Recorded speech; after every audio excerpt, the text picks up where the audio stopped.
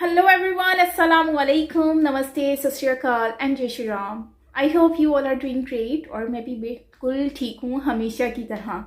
So आज की video में आपके लिए लेकर आई हूँ part 2 interview with Shri Pushpendra Kulshreshtha ji. यार प्रोनाउंस थोड़ा सा रॉन्ग कर लिया होगा, माइट भी मुझे लग रहा है, क्योंकि वर्ड बहुत मुश्किल है और फर्स्ट टाइम इस तरह के नाम पढ़ रही हूँ.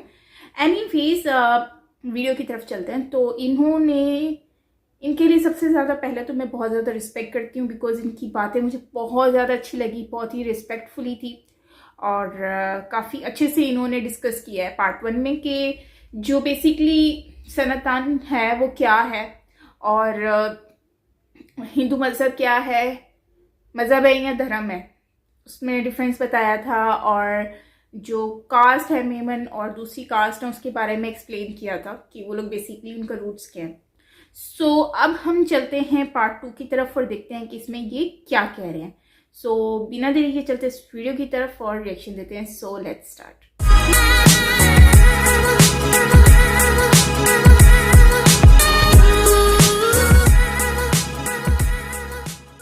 सिंगे सरंग साहब हैं गिलगित बल्तिस्तान से. वो आए थे जी. तो सेक्युलर ये कहते हैं अरे भाई आप सेक्युलर हैं. तो मैंने कहा कि हाँ सेक्युलर हूँ. उन्होंने कहा कि आप मुसलमान हैं. मैंने कहा हाँ मुसलमान हूँ. बोले आप दोनों हो नहीं सकते. मैंने कहा क्यों? तो उन्होंने कहा कि आप बिलीव करते हैं क्या खाली मुसलमान जन्नत में जाएगा? मैंने कहा मैं बिलीव करता नहीं हूँ, लेकिन ये है कि बहरहाल इस्लाम में ये है. तो कहता है जब आप मुसलमान हैं तो आप ये बिलीव करते हैं, और अगर आप ये बिलीव करते हैं तो ये रेसिज्म है, ये फैशिज्म है, तो आप कैसे सेक्युलर हो सकते हैं? अच्छा, मेरे लिए तो वो सोच के लिए एक रास्ता छोड़ के चले गए. मैं जब भी किसी नॉन मुस्लिम या खास तौर पर किसी एथेइस्ट को बहस करता हूँ तो वो डायरेक्ट मुझे कहता है कि इस्लाम इज फैशिज्म. क्यों? कि ये वाहिद मजहब है क्रिश्चियनिटी और इस्लाम और ये एब्राहमिक रिलीजन जो इधर ही से फैसला कर लेते हैं कि आपने अल्लाह पे बिलीव किया है इसलिए आप दुनिया में जितने गुनाह करने हैं करो, जो करना है करो, ला इलाहा इल्लल्लाह मोहम्मद रसूलुल्लाह पढ़ के मरोगे सीधा जन्नत में जाओगे. पुष्पेंद्र जी सारी जिंदगी पुण्य करते रहे, इंसान की खिदमत करते रहे, लेकिन चूंकि वो मुसलमान नहीं है इसलिए वो जन्नम के उस दर्जे में जाएंगे जो हल्का है, लेकिन जाएंगे जन्नम में ही. ये फैशिज्म नहीं है? अब देखिए, मैं तो आप अगर मुझसे बहुत ब्लंटली पूछे, मैं ये मानता हूं कि ये जितने भी रिलीजन हैं ये दुकानें हैं. अब दुकान पे सामान बेचना है तो बेची जा रही है, फिर उस दुकान के टुकड़े हो रहे हैं. ये शिया हैं, ये अहले हदीस हैं, ये देवबंदी हैं, ये बरेलवी हैं. अब उन्होंने दुकानें बना लिखी हैं. यहां बरेलवी कहते हैं कि नहीं मजार होगी, तो वही उन्होंने अपनी अलग दुकान बरेलवियों ने चला रखी है. वो कहते नहीं नहीं मजार नहीं होगी, अल्लाह और अल्लाह के बंदे के बीच में सीधा रास्ता होगा. वो कहते नहीं कोई दूसरा आ ही नहीं सकता, तो उन्होंने देवबंद बना रखा है. अब उनको लगा कि देवबंद बना करके कुछ बात नहीं बनी, तो उन्होंने कहा नहीं नहीं अभी तो हमें इसमें तबलीगी जमात बनानी है. वो उससे भी 4 कदम आगे चले गए. तो अगर थोड़ी देर के लिए मैं ये कह भी दूं कि एक दुनिया ऐसी आप तसव्वुर करें जिसमें कोई हो ना सिर्फ मुसलमान हो, जिसमें कोई दूसरा हो ना, मैं ये कह रहा हूं सिर्फ अल्लाह की जो किताब है उसके मानने वाले हैं. अरे भाई यकीन मानिएगा एक नहीं बचने वाला है. जितना खून खराबा उसमें होगा, कहीं नहीं होगा. फिरकाबंदी. तो मैं कहता हूं कि मतलब आप सोचिए कि भाई 57 मुल्कों में तो कोई आरएसएस बीजेपी का आदमी नहीं है. 11 साल ईरान इराक किस बात के लिए लड़ रहे थे?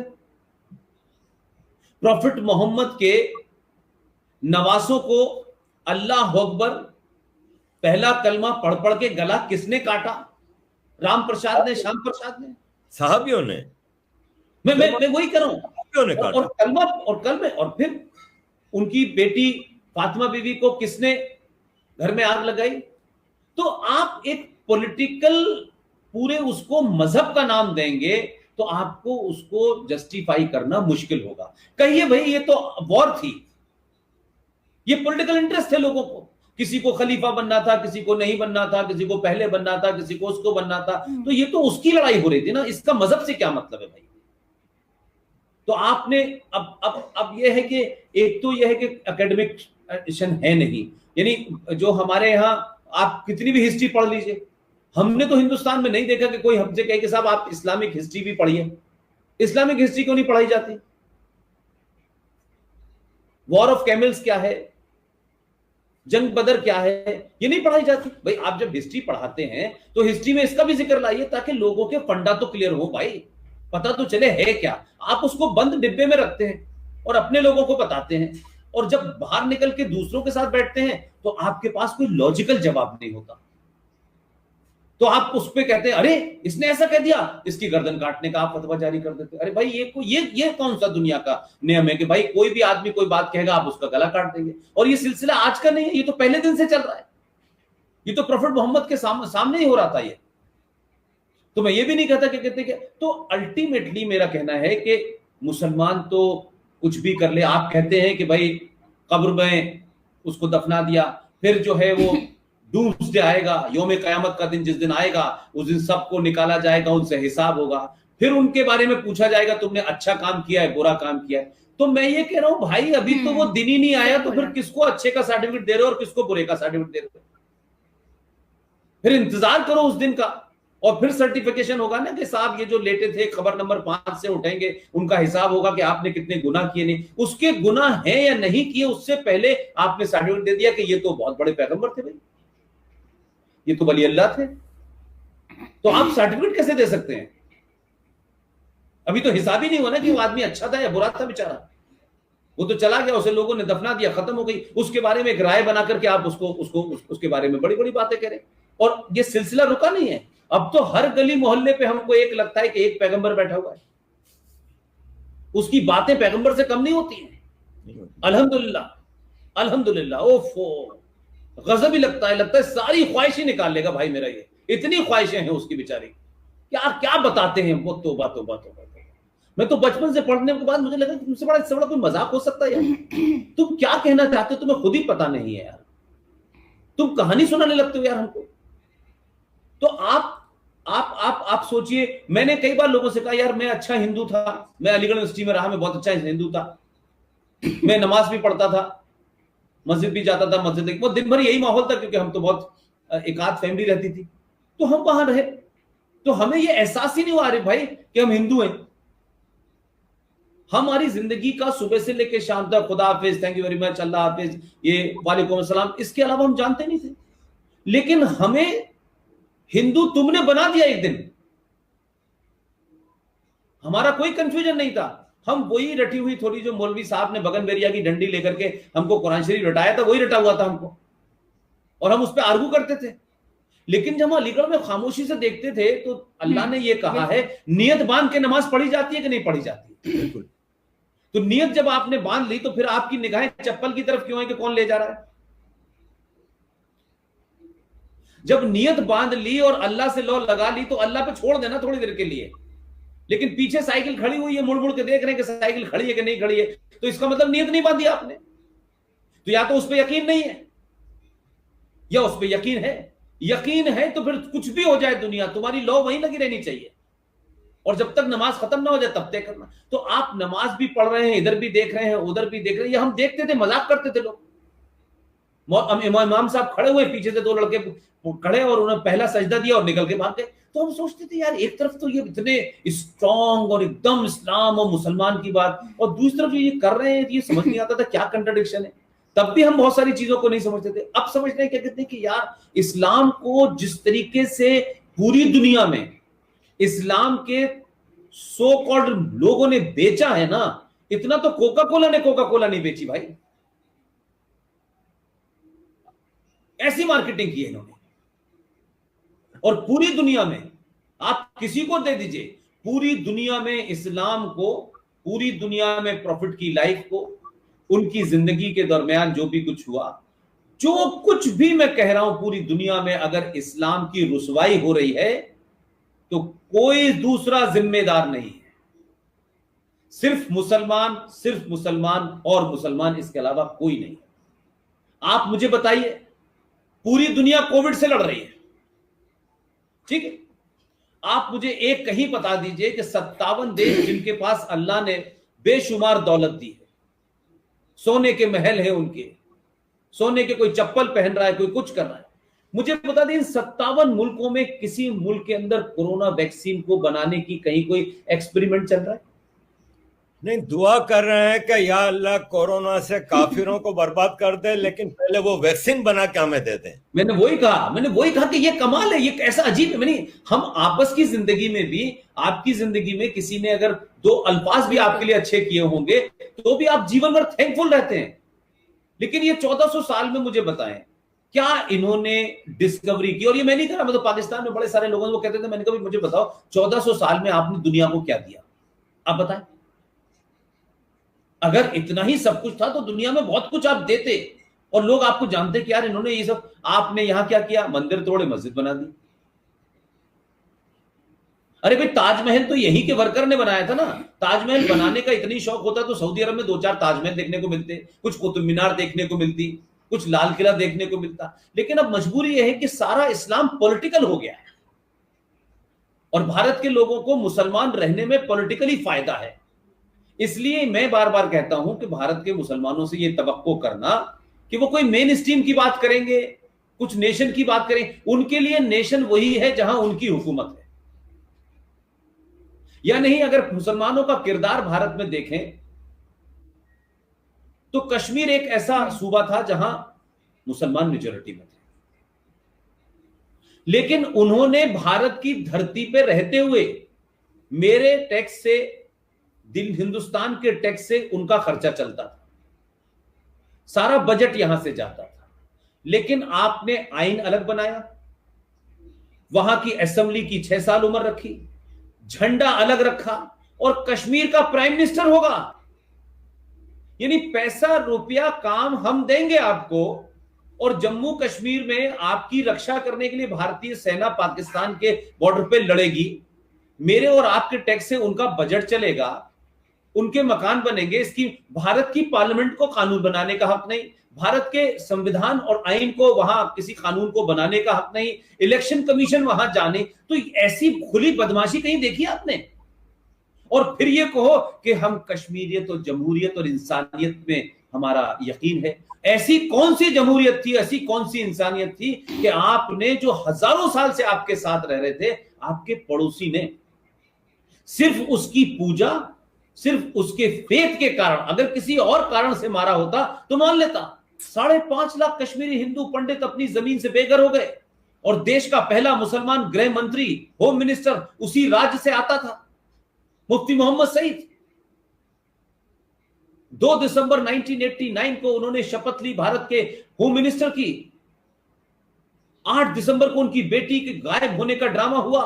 4 अंतरराष्ट्रीय आतंकवादी, जो जैश ए मोहम्मद जिसे आज खड़ा हुआ है, उन लोगों को छोड़ा। फिर गुलाम नबी आजाद के घर से कोई 4-5 लोगों के घर से गायब हुआ और उसके बाद कई 27, 7, 8 करके आपने आतंकवादी छोड़ दिए। और जस्ट सोचिए, 2 दिसंबर 1989 और 19 जनवरी 1990, 40 या 45 दिन के अंदर दुनिया में मैंने कहीं नहीं देखा कि लोग अपने ही मुल्क के अंदर मुहाजिर हो गए हों।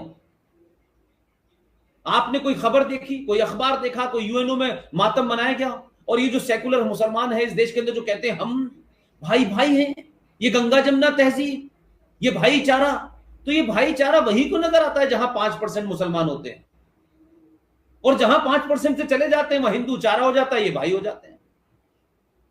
तो अगर इन बातों को कहें तो बुरा क्यों लगता है? आपको तो नजीर पेश करनी चाहिए थी कि आजाद हिंदुस्तान में कश्मीर एक मुस्लिम डोमिनेटेड स्टेट है। देखिए, हम मुसलमान होने के बावजूद भी हमारे यहां ये सेकुलरिज्म है, हमारे यहां हिंदुओं को ऐसे रखा जाता है। तो आपने तो कुछ उल्टे ही कर दिया।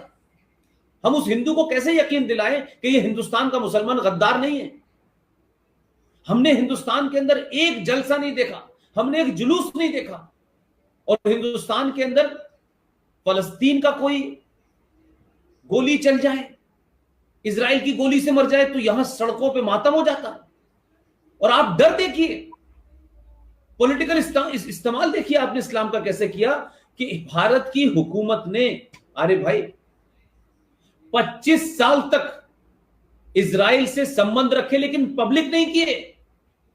किसी प्राइम मिनिस्टर की हिम्मत नहीं हुई इजराइल जाने की, क्योंकि यहां की जो कॉन्स्टिट्यूंसी है उसे यह था कि हम इजराइल के खिलाफ है, वो शैतान है और आपको सिर्फ फलस्तीन की बात करनी होगी। इतना इनका आप कह सकते हैं कि गुंडागर्दी थी भारत की पॉलिटिक्स में। अरे भारत मुल्क में आप रहते हैं, भारत के संबंध, भारत के ताल्लुकात इजराइल के साथ हो, अरब के साथ हो, मिस्र के साथ हो, यह मुल्क तय करेगा कि कोई कम्युनिटी तय करेगी? बंगाल में कह दे नहीं साहब बांग्लादेश के साथ हमारे संबंध होने चाहिए, तो फिर तमिलनाडु में लोग कहते कि नहीं श्रीलंका, अरे भाई ये तो भारत की फॉरेन पॉलिसी तय करेगी ना। लेकिन इस देश के लोगों ने 25 साल तक, अब क्यों वो नहीं हो रहा है? अब वो कह रहे हैं जो मुल्क के हक में है, और मुल्क के हक में जब मैं करता हूं तो कोई 30 करोड़ मुसलमानों को माइनस नहीं करता हूं मैं। हवा, पानी, रोटी पानी जो भी कुछ सब ले रहे हैं उसमें आपका भी शेयर है, इन सड़कों पे आप भी चल रहे हैं, इस देश में आप भी कंट्रीब्यूट कर रहे हैं। लेकिन भाई ये कैसे हो सकता है कि जैसे ही नेशन की बात आती है तो आप कहते हैं no, Islam doesn't believe in nation. हमारे यहाँ तो नेशनहुड का कंसेप्ट ही नहीं है, हमारे यहाँ तो उम्मा का कंसेप्ट है। तो बेचारे इमरान खान रो रहे हैं कि उम्मा भाग गई उनके हाथ से, अब उम्मा उनका साथ नहीं दे रही, उम्मा भाग गई। तो आप मुझे बताइए एक मुसलमान के नाते, और उस मुल्क में आप जहां से सारी दुनिया में कहते हैं कि सारा ठेका इस्लाम का उन्हीं के पास है, भाई एक मुसलमान के साथ हिंदू क्या करे? क्या चाहते हैं मुसलमान भारत के, क्या चाहते हैं पाकिस्तान के मुसलमान? भाई आपने मुल्क माना ले लिया, आप रहिए उस मुल्क में, हमने तो कुछ नहीं कहा भाई, आप रहे आराम से रहे, जो दिल चाहे करें। बलूचिस्तान में आपका जो दिल चाहे करें, आप कराची में क्या करते हैं हमको भी पता है। लेकिन भारत के मुसलमान को मैंने फलस्तीन पर होते देखा। मैंने एक स्पीच में कहा 85 मुसलमानों के सामने लंबी लंबी दाढ़ियों वाले थे। मेरे बात कहने का अंदाज है कि मैंने कहा मुझे बताइए अगर आप ईमानदार हैं, इस्लाम की बात करते हैं, मुसलमान हैं, तो कराची में 27,000 से ज्यादा मुहाजिर कत्ल हो चुके हैं अब तक। टॉर्चर बना रखा है उनको आपने। उनके लिए आपके दिल में दर्द नहीं है, वो मुसलमान नहीं है, वो तो आपके दिल में ज्यादा दर्द होना चाहिए था क्योंकि आपके भाई थे बिहार के, यूपी के। लेकिन इस पे इशू नहीं बनाएंगे। चाइना के अंदर, उगिर के अंदर कंसंट्रेशन कैंप में, उसे नहीं मनाएंगे क्योंकि अगर उगिर मुसलमानों का मुद्दा उठाओगे तो ये जो चाइना भारत को तो चपत मार सकता है, इससे हमें अंदरूनी दिली सुकून मिलेगा क्योंकि पाकिस्तान तो कर नहीं पा रहा है। तो चाइना भारत के ऊपर दादागिरी करता है, इसलिए चाइना अगर हमें मार भी रहा है, इस्लाम के नाम पे दाढ़ी आधी कटवा रहा है, रोजे को कम रखवा रहा है, नमाज पढ़ाने के बाद चटाई थाने में जमा कर, तो हम उस पर सवाल नहीं उठाएंगे। तो ये एक अजीब किस्म की सिचुएशन है जिसे मुझे लगता है कि इमोशनली नहीं प्रैक्टिकली कन्फ्रंट करना चाहिए। और ये अपीजमेंट जो है हमारे यहां कि भाई इसको ये दे दो, उसको वो दे दो, इससे बात चलने वाली नहीं है, इससे कुछ नहीं होने वाला। इससे तो आप उन एलिमेंट को और मजबूत कर रहे हैं जो ना कौम के सगे हैं ना इस्लाम के सगे हैं। हैदराबाद वाला कुछ कहता है, रामपुर वाला कुछ कहता है, आसाम वाला कुछ कहता है, बॉम्बे में है वो कुछ और कहते हैं। तो आप खुद एक राय तो हो जाए भाई, आप चाहते क्या हैं? आप हमसे क्या चाहते हैं भाई? हम क्या करें? मतलब अब आपने मस्जिदों से ये करना शुरू कर दिया। अब ये सब चीजें वो है जो मैं पिछले 10 साल से कन्फ्रंट कर रहा हूं। भाई ब्राह्मण की लड़की को फंसाना है तो 10,000 रुपए मिलेंगे। ये कौन सा इस्लाम है भाई? और कौन वो मुसलमान और कौन वो इमाम है, कौन मौलवी और कौन वो हाफिज है जो इस तरीके की ट्रेनिंग दे रहा है? गली गली मोहल्ले मोहल्ले हो रहा है। काफिर का कत्ल वाजिब है, शिया का कत्ल वाजिब है, अहमदिया का कत्ल वाजिब है। भाई ये कहां से आया कहानी, मैं अभी तक समझ ही नहीं पा रहा। ये बात करेंगे तो आपकी बात का जवाब नहीं देंगे। लोग कहेंगे देखिए साहब ये आरएसएस का एजेंट है, ये एंटी इस्लाम है, ये हेट मॉन्गर है। किसी चीज पर डिबेट ही नहीं चाहते मेरे भाई। और हमारे समाज में यानी जो आप सनातन की बात करें, अरे भाई हमारे यहां तो शास्त्रार्थ होता था। शास्त्रार्थ का मतलब है कि कोई इशू है उसको सार्वजनिक रखा जाएगा, उस पर बहस होगी, आर्गुमेंट देंगे। वो आर्गुमेंट देने वाला मुसलमान हो, हिंदू हो, दलित हो, ब्राह्मण हो, ठाकुर, जिसका आर्गुमेंट ठीक है, जो साबित कर देगा वही सबसे सुपीरियर है। हर बात पे शास्त्रार्थ होता था, डिबेट होती थी। यहां तो डिबेट ही नहीं है। मोहम्मद साहब के बारे में कुछ को कत्ल कर देंगे,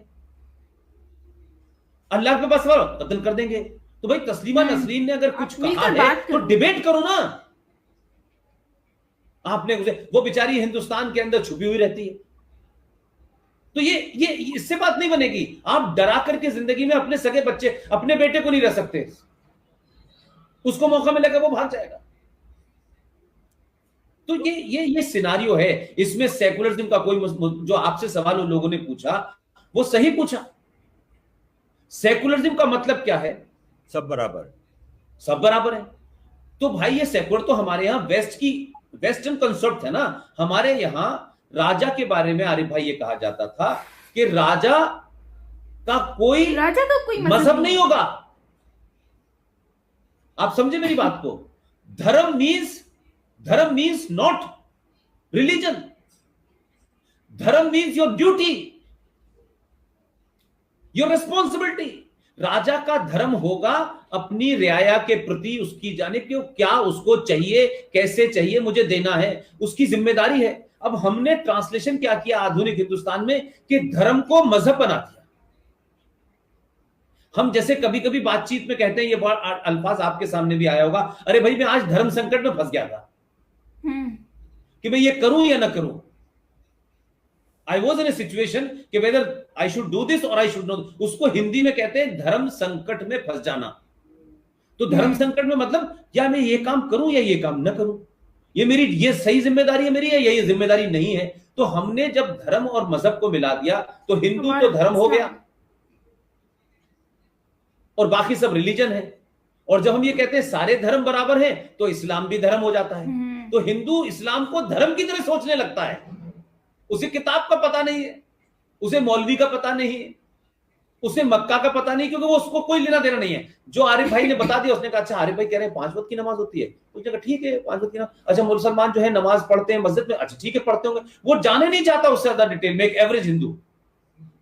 तो जब आपने धर्म को, इस्लाम को, क्रिश्चियनिटी को, सारे मजहबों को धर्म बता दिया तो वो उसको उसी तरह ले रहा है। लेकिन धीरे धीरे धीरे धीरे आज जो सबसे बड़ा आरिफ भाई संकट है वो ये है कि दुनिया का एकमात्र ऐसा धर्म जिसमें किसी को निगेट ही नहीं किया गया है, किसी को निगेट नहीं किया गया। तुम अल्लाह को अजान देते हो, तुम्हारा रास्ता अल्लाह तक पहुंचने का है, तुम अपने अल्लाह से बात करो, उसी पर रखो। लेकिन तुम ये मत कहो क्या कहते हैं कि भाई आप पूजा नहीं करेंगे, मेरा काम है कि मैं आपको मुसलमान बनाऊं, इस्लाम की दावत दूं। यार ये क्या फंडा है भाई?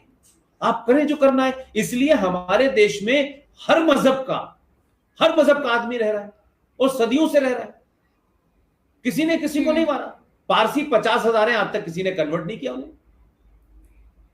बौद्ध हैं, जैन हैं, कोई नहीं पूछ। हिंदू धर्म से यानी हिंदू थॉट प्रोसेस से निकल के लोगों ने एक उसमें चले गए। अब जैन है वो एक अलग तरीके से पूजा करते हैं, लेकिन वो भी 7 बजे के बाद मुंह पे कपड़ा बांध लेते हैं कि कोई कीड़ा उनसे न मर जाए, चींटी उनसे न मर जाए। तो एंड ऑफ द डे वो आंसरेबल तो उसी नेचर को है ना। अब हमारे यहां देखिए चीजें कैसे चेंज हुई। हमारे दौर में भी बलि चढ़ाई जाती थी, जो आपके यहां कुर्बानी जिसे आप कहते हैं। तो उससे लोग ये कहते हैं कि देखिए साहब हमारे यहां तो कहते हैं और हिंदुओं के यहां भी तो कुर्बानी होती है। हमारे यहां जो बलि दी जाती थी, ओवर द टाइम जब लोगों को यह एहसास होने लगा कि ये गलत है, दिस इज नॉट गुड, ये किसी ने शुरू की होगी अपने एजेंडे के लिए। तो अब आप लोगों को नहीं बात पता, हिंदू किसी भी शुभ काम करने से पहले, कोई पाक काम करने से शुरुआत करने से पहले अब नारियल का गोला तोड़ता है। उसने उस बलि को रिप्लेस कर दिया इससे। जो बकरा या जो भैंसा काट करके बलि चढ़ती थी उसे रिप्लेस कर दिया गोले से। गोले को मारा, वो टूट गया, उसने बलि चढ़ा दी। तो जैसे जैसे सिविलाइजेशन में चेंज आया, लोगों ने अपने अंदर बदलाव लाए, रिफॉर्म्स आए, तो वो ऑटोमेटिक है। लेकिन आप बताएं कि हमने नहीं सुना कि कोई इस्लाम के बारे में कोई रिफॉर्म की बात भी सोच सकता है। अलाउड ही नहीं। तो मतलब ओवर द टाइम चीजें बदल जाती है ना। तो हमने वो स्पेस ही खत्म कर दी है। अब हम उस कैसे हम एड्रेस करें, कहां से एड्रेस करें? मोदी जिस दिन से आया है, एक कहने के लिए कह रहा हूं, एक जितनी स्कीमें चल रही हैं भारत में, जितनी स्कीमें चल रही हैं उसमें 35% मुसलमानों के लिए रिजर्व है। फ्री गैस बटेगी तो 35%, फ्री मकान दिए जा रहे तो 35%। लेकिन तब भी 3,900 बड़े हिंदू मुस्लिम दंगे जिसमें सियासी लोग इन्वॉल्व थे, वो अल्ट्रा सेकुलर पार्टी कांग्रेस के जमाने में हुए। लेकिन तब भी कांग्रेस सेकुलर है। और इनके जमाने में 2002 हुआ, 1140 लोग मारे गए, 450 हिंदू पुलिस की गोली से मारा गया, 700 के आसपास मुसलमान मारे गए, लेकिन फिर भी आदमी कम न ले। तो हम पॉलिटिकली इस्तेमाल जब मजहब को करेंगे और उसकी आड़ लेंगे तो वो देर तक नहीं चलेगा। इसलिए एक अच्छा हिंदू कितना भी अच्छा हो जाए, उसे भाई आप अपने यहां जगह नहीं देंगे कि भाई थोड़ी सी जगह हमें भी जन्नत में दे दें, हम भी हूरों से मिल लें। हमें तो देखने की भी परमिशन नहीं दे रहे, क्योंकि हमारा नाम राम प्रसाद है और पुष्पेंद्र है, लेकिन आपका नाम अब्दुल कादिर है, तो फिर आपके तो सारे गुनाह मौजूद। तो कमाल है भाई मेरे, फिर किस इंसानियत की बात करते हो? फिर कहते हो कि इंसान, हमारे कुरान में या इस्लाम में तो एक आदमी का कत्ल भी इंसानियत का कत्ल है, लेकिन भाई जितने कत्ल आप करते हो उतने तो कोई करते ही नहीं है यार मेरे। तो कहां है? तो जैसे कंट्रोडिक्शन है, इस पे बहस होनी चाहिए। आप जैसे लोग अगर अरे भाई इस पे बोलेंगे तो हो सकता है कि जो मैंने कहा ना कि जब किसी की दुकान टूटती है, जब किसी का थॉट टूटता है, वो बना बनाया महल टूटता है ना, तो वो सबसे पहले उन लोगों को निशाना बनाता है जिसकी वजह से समाज में उसके खिलाफ माहौल बन रहा होता है। तो आप और हम जैसे लोग टारगेट पे हमेशा रहेंगे, हमेशा टारगेट पे रहेंगे, क्योंकि आप उनकी बनी बनाई दुकान में एक नई बात कहना चाहते हो कि अरे भाई ये तो नई दुकान खोलने वाला है, इसको हटाओ, इसको मारो, तो वो आपके खिलाफ एक नया फतवा जारी कर देंगे।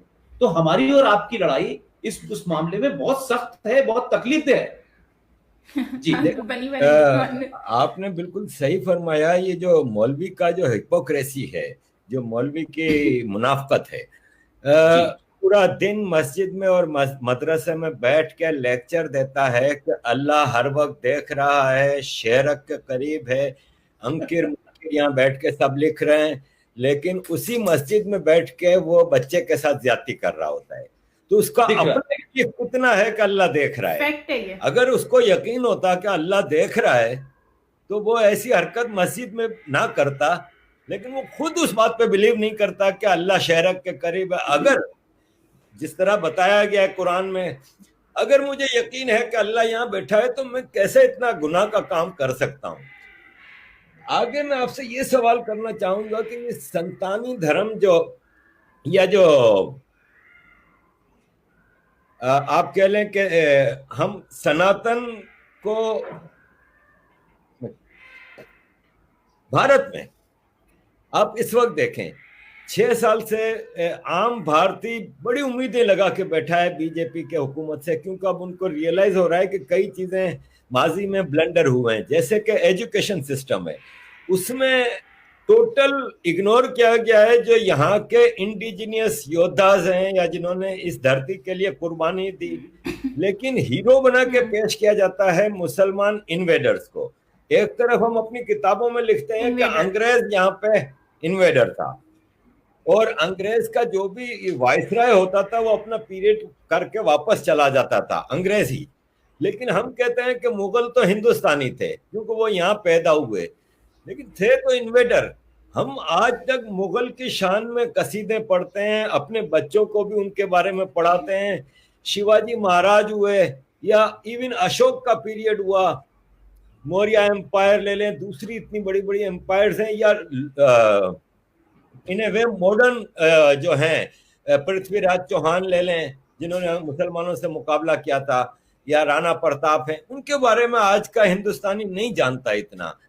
अब 2 सवाल हैं इस जमन में। एक तो ये कि अब तक 6 साल में क्या तब्दीली आई है। तब्दीली ये आई है कि लास्ट वीक मुझे किसी ने भेजा कि प्राइमरी स्कूल की एक टेक्स्ट बुक में मलाला यूसुफजई को एज ए योद्धा, एज एन इंस्पायरेशन दिखाया गया है। 5000 साल की तारीख में हिंदुस्तान में कोई इनको लड़की नहीं मिली जिसको वो, तो आज भी ये चीज हो रही है। तो 2 सवाल ये हैं कि एक तो ये कि अब तक ये क्यों होता रहा। इतनी पढ़ी लिखी कौम, इतनी समझदार कौम जो कि सदियों से दुनिया को गाइडेंस दे रही है, वो एक सिस्टम के अपने ही कुछ लोगों के, जैसे आपने कहा अपीजमेंट का सिलसिला चलता रहा।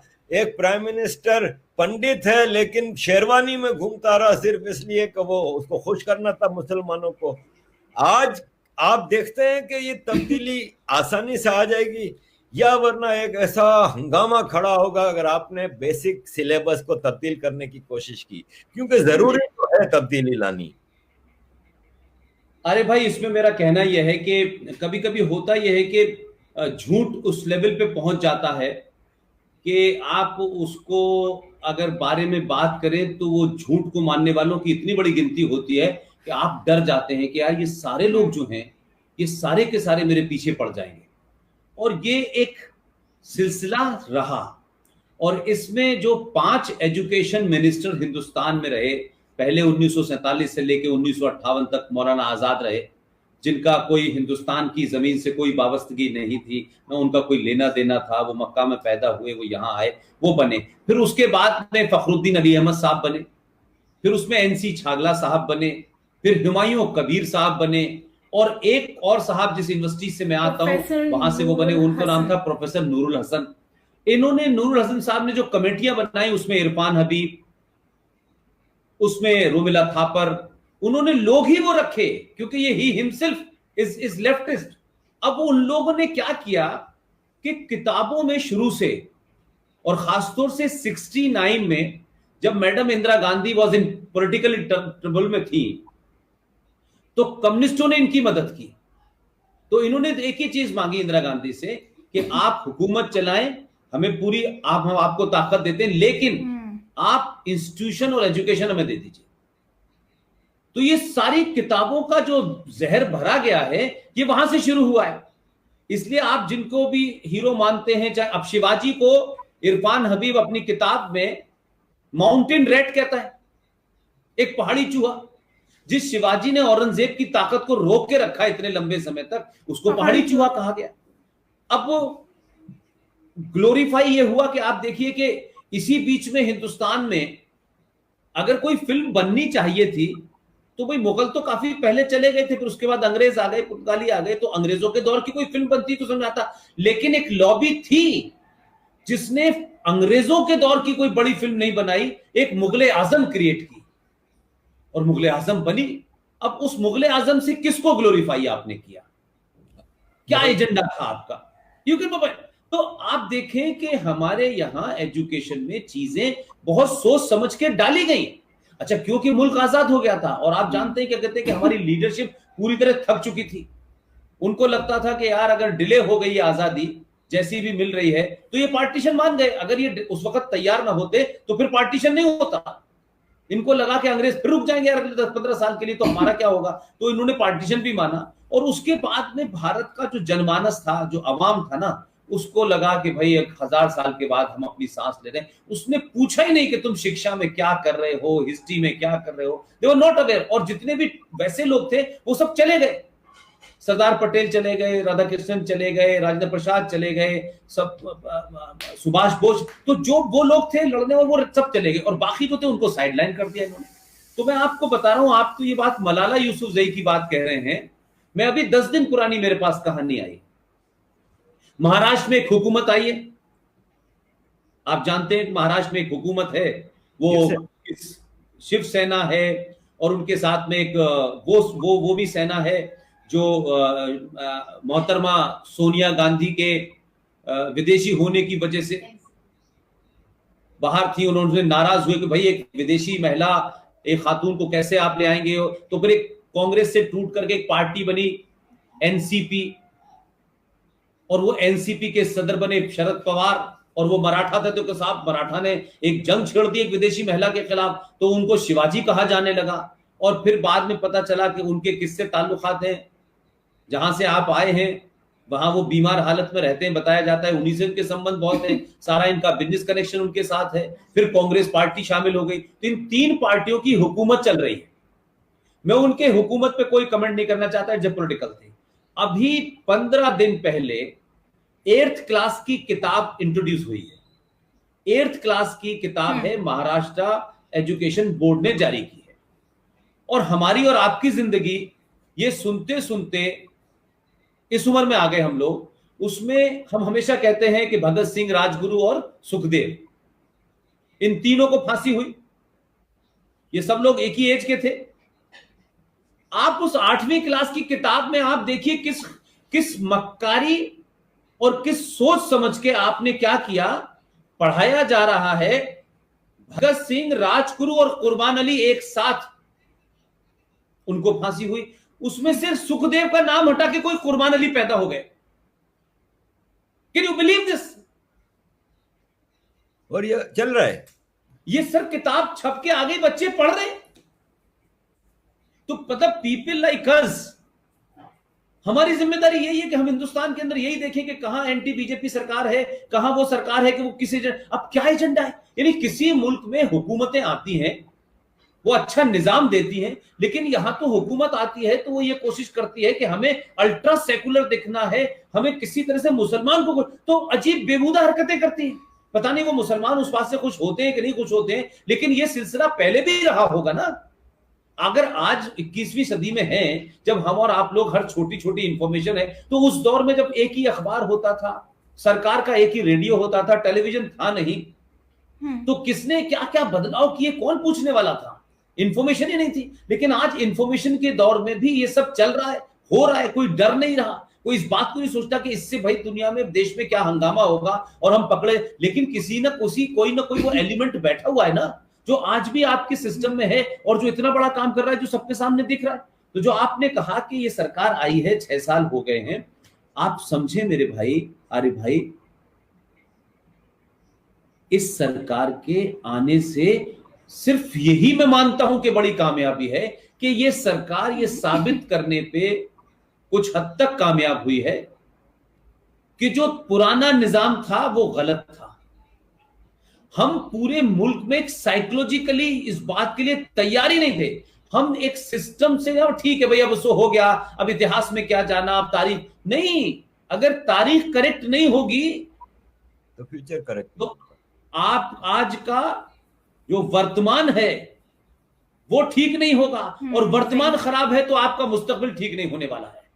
ऐसा ही। तो ये जो कोशिश चल रही है, ये फोर्सेस जो हैं, जिनकी अरबों खरबों की प्रॉपर्टियां हैं, जो इस देश में एक सिस्टम पे बैठे हुए हैं, जिन्होंने इस सिस्टम में बैठ करके अपने आप को इस स्टेट से ज्यादा ताकतवर कर लिया है, और फिर उसको अलग अलग, कहीं जातियों के नाम पे, कहीं कास्ट के नाम पे, कहीं रिलीजन के। अब जब आप देखते हैं तो ना उसमें कोई क्रिश्चियन है, ना उसमें कोई मुसलमान है, वो सब एक वेस्टेड इंटरेस्ट के ग्रुप मजबूत हो गए। तो अब ये सरकार पहली बार, अच्छा इन सब के साथ क्या है, ये लोग बहुत एग्रेसिव टोन वाले लोग नहीं है। इनकी जिंदगी का फलसफा यह है कि कुएं से पानी निकालने से रस्सी से पत्थर कट जाता है, तो हमें 200 साल तक रस्सी से पत्थर काटना है धीरे धीरे, और फिर बदलाव होगा। हम एकदम बदलाव नहीं करेंगे कि खट से इसको मार दिया, इसको बंद। ये उस बैकग्राउंड से आए हैं, ये लोगों का दिल जीत रहे हैं पिछले 200 साल से कि भाई हम दिल जीत के करेंगे। वो मुसलमान का दिल जीते, चाहे वो दलित का दिल जीते। अब जिनका दिल जीत रहे उनके पास दिल ही नहीं है तो जीतोगे क्या? तो इसलिए ये एग्रेसिव नहीं हो पा रहे हैं। इन्होंने 370 हटाया, 35 पे हटाया, निकाह हला पे, तो ये जब भी करते तो बीच में से जो जमीन के ऊपर थोड़ी बहुत वो होता उससे थोड़ा चेंज। लेकिन आपकी इंफॉर्मेशन के लिए मैं कह रहा हूं कि भारत में नई शिक्षा नीति, न्यू एजुकेशन पॉलिसी बन के तैयार रखी है। लेकिन मैंने कहा कि हमारा संकट यह है कि हमें कब नाफिज करना है उसके लिए माहौल देखना पड़ेगा, कि जिसकी वजह से ऐसे हालात ना हो जाएं कि एकदम उथल पुथल हो जाए। यानी इस मुल्क में अजीबोगरीब स्थिति यह है कि आइन में जो लिखा है वो नहीं मानेंगे। आइन में लिखा हुआ है, ये आइन बीजेपी आरएसएस का बना नहीं है। आइन बाबा साहब अंबेडकर है, जिसे आजकल शाहीन बाग के मुसलमान बड़ा उठा उठा के ले जा रहे हैं कि भाई देखिए बाबा साहब अंबेडकर के हम आइन को उसी आइन में लिखा है यूनिफॉर्म सिविल कोड, तो चुप हो जाते हैं। उसी आइन में लिखा है पॉपुलेशन कंट्रोल। अब ये नैरेटिव बन गया है कि यूनिफॉर्म सिविल कोड जो भी लाएगा इसका मतलब है मुसलमानों के खिलाफ। पॉपुलेशन कंट्रोल जो बात करेगा वो मुसलमानों, यानी एवरीथिंग इज बीन कनेक्टेड। ये this narrative has been created over the time and it's established too much कि लोग कहते हैं यार ऐसे इस अभी हाथ मत डालो, अभी हाथ मत डालो। तो अभी हिंदुस्तान चाइना से इंगेज करे हुए है, तो बहुत सारे लोगों की कोशिश है कि किसी तरीके से चाइना से 2 थप्पड़ पड़ जाए मोदी को, तो पूरे देश में हम माहौल बना सके। तो लोग इस क्रिएशन में लगे हुए। अब मुझे बताइए, कोई मुल्क, कोई घर जिस घर में 5 बच्चे हों, जिसमें 4 बच्चे तय कर लें कि हमें इस घर को बर्बादी करना है, इस घर के टूटने में ही हमारी खुशी है, वो मुल्क कैसे चल सकता है? गद्दार बुरे लोग होते हैं, हर जगह पे होते हैं। और उसमें किसी कम्युनिटी का नाम नहीं ले रहा मैं, बहुत लोग हैं, लेकिन आप बताएं 30-40 करोड़ लोग पागलों की तरीके से इसी पे लगे हुए हैं। 1965 की वॉर में जब रामपुर कैंटोनमेंट से ट्रक जा रहे थे तो एक 17 साल का लड़का, 17 ओल्ड मैन बॉय, उसने सड़कें खोद दी, आर्मी के ट्रक के ऊपर पत्थर फेंके, और उस वक्त के डिस्ट्रिक्ट मजिस्ट्रेट, क्योंकि उसमें आई भी नहीं होती थी, उन्होंने उसकी पिटाई की, पकड़ लिया, दिल्ली से आदेश हुए कि गोली मार दो, लेकिन वो लोकल डिस्ट्रिक्ट मजिस्ट्रेट था, उसने उस लड़के की पिटाई की और कहा कि शहर छोड़ दो। रातों रात वो शहर छोड़ के अलीगढ़ यूनिवर्सिटी भाग के आ गया। अलीगढ़ तो बहुत पुरानी है। यहां रहा तो हीरो बन गया, और फिर कुछ तकरीरें की और कहा कि भारत माता डायन है, मुसलमानों का खून पिएगी, और उत्तर प्रदेश में बड़ा वजीर बना, उसका नाम है आजम खान। क्या करेंगे आप? तो ये जो प्रॉब्लम है हमारे देश में कि हम सच भी बोले, लेकिन जब भाई साहब झूठ बोलने वाले पत्थर इतने ना हो कि हम मरी जाएं, तो सच बोले, कब बोले, इसके लिए हमें भी वक्त चाहिए, जगह चाहिए, माहौल चाहिए, तब हम सच बोलेंगे। तो हुकूमत में है, पावरफुल हुकूमत है, मेजॉरिटी है, लेकिन ये जानते हैं ना कि नैरेटिव कैसे बनता है। अमेरिका में कुछ लोग जाएंगे, कुछ लंदन में चले जाएंगे। यूके के इलेक्शन के अंदर article 370 was an issue. Why? भाई ये हमारा इंटरनल मैटर है। How the UK election is involve? हमारे यहाँ की पॉलिटिक्स में तो कभी कोई मुल्क के बारे में हमने तय नहीं किया कि भाई उस मुल्क में ये होना चाहिए। हमारे अपने मुल्क के इशू होते हैं, हम उस पर वोट देते हैं। लेकिन लेबर पार्टी ने रेजोल्यूशन पास किया कि हम आएंगे, तो भाई वो हार की बात अलग है। लेकिन आप देखिए कि लॉबी और जो नैरेटिव वाले लोग हैं वो कितनी दूर तक पहुंचे हुए हैं, कहां कहां पहुंचे हुए हैं। तो अल्टीमेटली अब भारत के पास वो एग्रेसिव हिंदू नहीं है। मुसलमानों में मजबूरी यह होती है कि वो बकरी भी चुरा रहा होता है। अगर बकरी को चराने वाला मुसलमान, सब्जी बेचने वाला मुसलमान, फिल्म इंडस्ट्री में स्क्रिप्ट लिखने वाला मुसलमान, क्रिकेट का कप्तान मुसलमान, इस देश का वाइस प्रेसिडेंट मुसलमान, इस देश का एक्स चीफ, लेकिन जब वो बोलते हैं तो सब्जी बोलने वाले, बेचने वाले, बकरी चराने वाले और बॉम्बे में स्क्रिप्ट लिखने वाले, उन सबका एजेंडा एक ही होता है, अल्फाजों का और जबान का फर्क होता है। तो आप कैसे कर लेंगे? अब इस समस्या में आपके साथ खड़ा कौन होगा? जो खड़ा होगा उसे निगेट कर देंगे, उसकी मुसलमान एक इमेज रह जाती है कपड़ों से, उसकी बेचारे की हैसियत ही नहीं रहती। जो इनके साथ मुसलमान है उसकी मुसलमान कौम के अंदर कोई है ही नहीं, उसकी कोई इमेज ही नहीं, उसे गद्दार मानते हैं, उसे समाज के अंदर अलग थलग कर देते हैं। तो शिक्षा नीति बना ली है, सब कुछ है, लेकिन इंप्लीमेंट के लिए सही माहौल चाहिए। अब इस देश की प्रॉब्लम यह है कि 30 तो हमारे यहां सूबे हैं और हमारे यहां इलेक्शन एक फेस्टिवल है। हर 6 महीने बाद यहां इलेक्शन है, कभी वहां इलेक्शन है। दिल्ली में कुछ करोगे हम बिहार में हरा देंगे, अब बिहार का इलेक्शन है। बिहार से निकलोगे तो फिर उड़ीसा का इलेक्शन है। तो हम लागू कब करें? जब इलेक्शन की बीमारी ना हो। और यह भी सच बात है कि आपको हुकूमत में रहना है तो चुनाव जीतना है, हुकूमत में नहीं रहेंगे तो आप कितने भी अच्छे हो और कितनी भी बड़ी बड़ी बातें कहते हो, कुछ हो नहीं सकता। तो चुनाव जीतना एक प्रॉब्लम है, और चुनाव जीतने के लिए आपको वो जो डायमेंशंस हैं, वो जो कॉम्बिनेशंस हैं, उस पर आपको सॉफ्ट होना पड़ेगा। तो हमारे मुल्क में सिर्फ एक ही बात बहुत अच्छी है इस वक्त, कि जब पूरी दुनिया कोरोना से लड़ रही है और पूरी दुनिया ने शैतान को पहचान लिया है कि ये कौन शैतान है, तो जब भारत पूरी ताकत के साथ उसे लड़ रहा है, तो भारत के प्राइम मिनिस्टर को 4 साल पड़े हैं चुनाव नहीं लड़ना उसको। तो जो हमारी ताकत है इस वक्त अमेरिका की ताकत नहीं है। अमेरिका के राष्ट्रपति को चुनाव लड़ना है तो वो बेचारा काले लोगों को गले लगा रहा है आजकल, बताने के लिए कि गलत नहीं हुआ है। उसको टोन डाउन करना पड़ रहा है। You get my point? तो अब हमारी पोजीशन ये है कि भाई हम 4 साल, हमारे प्रेसिडेंट, प्राइम मिनिस्टर के पास कोई टेंशन नहीं है, 303 की मेजॉरिटी है, नेशन उसके साथ खड़ा है और दुनिया के 133 देशों ने उसके पीछे पैक कर, तो हम उस पोजीशन में। लेकिन हम जब इंटरनली देखते हैं तो अब यूपी का चुनाव आ जाएगा, पीएम के बारे नरेंद्र मोदी जी, ये जो बीमारी है ना चुनाव की, इस वजह से भी बहुत सारी चीजें जो एक बार में खत्म हो जाएं वो नहीं हो सकती। तो हम पीसेस में, बिट एंड पीसेस में चीज चलाते हैं, तो कितनी भी अच्छी बात हो तो हो जाए। अब पॉपुलेशन मुझे बताइए, 135 करोड़ लोग, 9 करोड़ इलीगल रह रहे हैं जिनकी गिनती नहीं है, बांग्लादेशी भी रह रहे हैं और रोहिंग्या मुसलमान भी रह रहे हैं। हाँ, वो इसी देश का पानी पी रहे हैं कि नहीं पी रहे हैं, इसी देश की हवा ले रहे हैं, इसी देश की मिट्टी में यहीं का अनाज खा रहे हैं। आप 9 करोड़ की बात कर रहे हैं, इंग्लैंड की पॉपुलेशन 6 करोड़ 25 लाख है। हमारे यहां तो उससे दुगने लोग, क्या कहते हैं, 9-10 करोड़ तो इलीगल रह रहे हैं। हम इलीगल को भी देखें और लीगलों को भी देखें, और इलीगलों को यहां बसाने में लगे हुए हैं। तो पुलिस टॉर्च लेके हर मुसलमान के घर तो नहीं जाएगी, भाई तुम क्या कर रहे हो, किसको तो कैसे मुमकिन है, इतना बड़ा मुल्क कैसे चलेगा? इतने कंट्राडिक्शंस हैं, इतनी गलतियां हैं।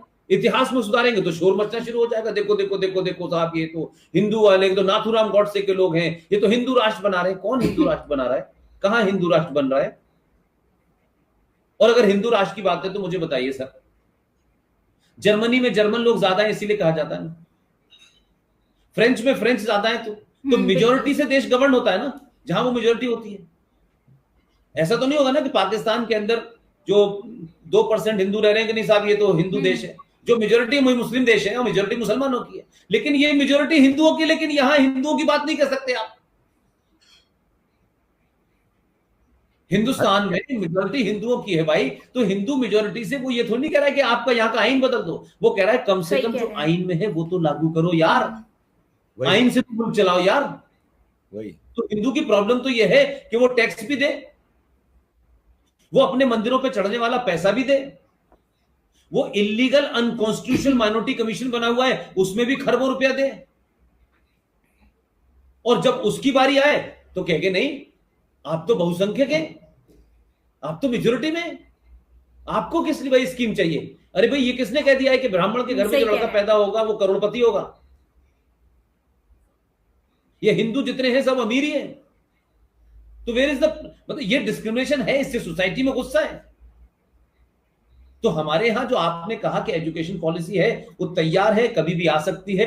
अब गवर्नमेंट को अपना उसमें एंगल देखना होता है कि किस मूवमेंट पे लाएं, कब लाएं, जिससे उसका नुकसान ज्यादा ना हो और इलेक्शन पे असर ना पड़े, ये एक वजह है। वीडियो थी श्री पुष्पेंद्र साहब की, और इन्होंने काफ़ी चीज़ें जो हैं उसके अकॉर्डिंगली एक्सप्लेन किया है। जैसे कि अब पार्ट 1 में हमने देखा था कि इन्होंने सनातन के ऊपर बात की थी, और अभी जो इसमें इन्होंने बेसिकली बात की है तो उसमें एक तो इन्होंने इस पॉइंट पे बात की है कि जो मुसलमान हैं वो लोग कुर्बानी करते हैं, तो हम लोग जो हैं वो क्या नाम ले रहे थे उसका, एनीवेज वो लोग भी कुछ इस तरह का करते थे, लेकिन उसके बाद फिर इन्होंने उसको चेंज कर दिया इनटू कोकोनट, मतलब नारियल में, और वो नारियल को फोड़कर ये सारी चीज़ें जो हैं उन्होंने उसमें चेंज कर दिया। तो उनका कहना यह है कि मतलब कि मुसलमान में ऐसा कुछ कर नहीं सकते, ऐसा मतलब कि सिर्फ उसमें जो हो गया सो हो गया, मतलब जो लिखा हुआ है जो एक बार कह दिया सो हो गया, मतलब उसमें आप चेंजिंग नहीं कर सकते। हमारे में ऐसा होता है कि हम चेंज कर सकते हैं, और ये बात सच भी है कि हम लोगों का जो कॉन्सेप्ट है बेसिकली हम ये मानते हैं कि जो इस्लामिक तरीके से, मतलब कि जो ऊपर वाले ने जो कुरान पाक में और जो सारी चीज़ें जो लिखी हुई हैं उसमें कोई चेंजेस हो नहीं सकते, क्योंकि वो हमारे जो पैगंबर हैं उनकी तरफ से था, तो उनको हम फॉलो करते हैं। लेकिन अब बात ऐसी है कि इस्लाम में बहुत सारी ऐसी चीज़ें हैं उसमें लोगों ने अपने अपने जो चीज़ें हैं वो इंक्लूड कर ली हैं। वो कहते हैं ना जितने मुंह उतनी बातें, तो आप देखें फिरकेबंदी इतनी है तो उसमें हर कोई अपने अपने टॉपिक्स लेकर इसमें करता है कि ये ऐसा नहीं है तो ऐसा करें, आप मज़ारों में ना जाएं, कोई कहता है कि मज़ारों पर जाएं, कोई कहता है कि ऐसा कर लें, कोई कहता है ख़त्म दिलवाएं, कोई कहता नहीं दिलवाएं। खैर ये इनका कहने का मकसद ये था। तो और ऐसा सच भी है। और दूसरा इन्होंने ये कहा था कि धर्म और मज़हब में क्या फ़र्क है। मुझे अब पता चला है बेसिकली धर्म और मज़हब जो है, धर्म जो होता है वो ये है कि आपने किसी को अपनी सर्विस देनी है। इट्स काइंड ऑफ जैसे मोदी जी जो हैं वो अपनी पूरी कंट्री को एक सर्विस दे रहे हैं, अपनी कंट्री के लिए अपनी जितना भी होता है वो एफर्ट कर रहे हैं, तो वो सबकी सुनते हैं, उसमें हर तरह के लोगों की सुनते हैं। तो वो एक उनका धर्म है कि वो सबकी सेवा कर रहे हैं। लेकिन जो मुसलमानों का है वो मजहब है, मतलब डिफरेंट हर किसी की मजहब है। सो उसमें मुसलमानों का जो है वो मजहब है और दूसरों भी मजहब है। तो मजहब बेसिकली वो हमारा एक अकीदा है कि हम अल्लाह ताला को मानते हैं। कोई कहता है हम इसको मानते हैं, इस्लाम मजहब है, या फिर क्रिश्चियनिटी जो है वो मजहब है, वो मानना बेसिकली। तो हिंदू जो है वो बेसिकली मजहब नहीं है, वो एक धर्म है जिसमें आप एक दूसरे की आप सेवा करते हो। एक बादशाह जैसे अपने अंडर में जितने भी लोग होते हैं उसकी मदद करता है, या फिर वो लोग अपनी प्रॉब्लम्स लेके आते हैं उसको रिजॉल्व करने की कोशिश करता है। तो उन्होंने ये चीज़ बताई है। तो इससे एक तो चीज़ मुझे ये आइडिया हुआ है कि इसमें जो है ना वो धर्म जो है ना वो बेसिकली हिंदू मजहब है ही नहीं, ये धर्म है। सो बाकी इन्होंने एक और काफ़ी चीज़ों के बारे में बताया है कि जो अभी 1990 में जो कश्मीर में हिंदू पंडित लोगों के साथ हुआ था, 357 लोग जो हैं वो 90 में मतलब उनको ख़त्म कर दिया था, और बाकी जो है काफ़ी हज़ारों की तादाद में जो लोग हैं वो वहाँ से निकाले गए थे।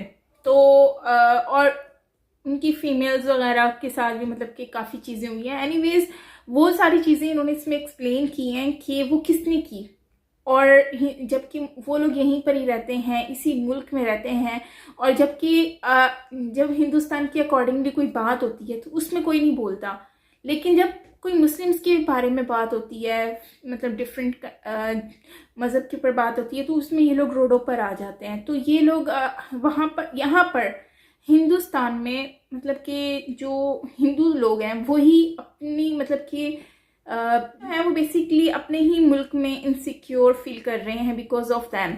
तो ये सारी चीज़ें जो है इन्होंने इसमें एक्सप्लेन की हैं, और जो है काफ़ी सारी चीज़ें जो हैं वो इसमें इशू को हाईलाइट किया गया है। इसमें पॉलिटिकल पार्टीज़ को इन्होंने एक्सप्लेन किया है कि जो पॉलिटिकल पार्टी है बेसिकली वो लोग अपनी हर कोई अपने आप को सेट करने में लगा होता है कि स्टार्टिंग में कि हाँ मुझे अपनी कुर्सी को पहले जमाना है, लोगों को अपना जो है एक जो आने वाला वक्त है उसमें जो है वो मुझे एडजस्टमेंट करनी है। तो इसलिए वो सबको खुश करने के चक्रों में होता है। तो ये सारी चीज़ें होती हैं। तो अब देखें जैसे राहुल गांधी हैं, तो राहुल गांधी ने अभी अर्नब गोस्वामी का जो इशू उठा था तो उस पर राहुल गांधी भी उस पर इन लोगों ने कहा कि इस पर इन्वेस्टिगेशन होनी चाहिए, सब कुछ होना चाहिए। तो मतलब कि ये वही उसी से वैसे ही सारी चीज़ें जो हैं वो एक्सप्लेन कर रहे थे। तो खैर ये वीडियो तो पुरानी है, लेकिन ये इशू जो है वो अभी स्टार्ट हुआ है। तो इसमें यही है कि ऑपोजिट पार्टी जो है वो एक दूसरे को तोड़ने के चक्रों में, क्योंकि अर्नब गोस्वामी का नाम बीजेपी के साथ अटैच किया जा रहा है, तो ये सारी चीज़ें होती हैं कि हमारे अपने ही मुल्क में लोग एक दूसरे को तोड़ने के चक्रों में पड़े हुए हैं। तो एनीवेज ये थी हमारी आज की वीडियो, और यस मिलते हैं नेक्स्ट वीडियो के साथ। अपना ख्याल रखिएगा, बाय बाय।